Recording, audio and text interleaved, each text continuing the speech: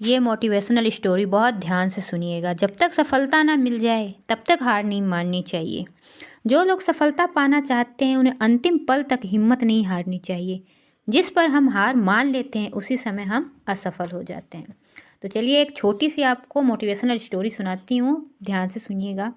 एक राजा युद्ध में हार गया तो शत्रु सैनिकों से बचने के लिए एक गुफा में छिप गया। सैनिकों ने पत्थरों से गुफा को बंद कर दिया। इस कहानी के अनुसार पुराने समय में एक राजा युद्ध में हार गया था।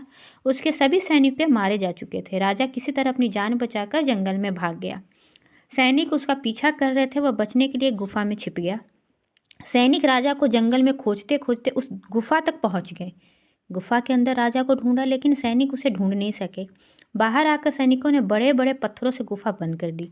गुफा बहुत गहरी थी। अंदर की ओर राजा छिपा हुआ था। वह काफ़ी थक चुका था। भूख प्यास की वजह से बेहाल हो चुका था। उसके शरीर में ताकत भी नहीं बची थी। शत्रु सैनिक गुफा बंद करके वहाँ से चले गए तो राजा अंदर बैठा बैठा सोच रहा था कि अब तक उसका जीवन खत्म हो गया होगा। वह गुफा से कभी बाहर नहीं निकल पाएगा। राजा निराश हो चुका था। तभी उसे माँ की एक बात याद आई। उसकी माँ कहती थी कि कुछ तो कर, यूं ही मत मर। ये बात याद आते ही राजा में फिर से ऊर्जा आ गई। उसने सोचा कि कोशिश किए बिना हार कैसे मान लूँ मैं। राजा गुफा के द्वार से पत्थरों को हटाने का काम शुरू कर दिया। कड़ी मेहनत के बाद राजा ने बड़े बड़े पत्थर खिसका दिए।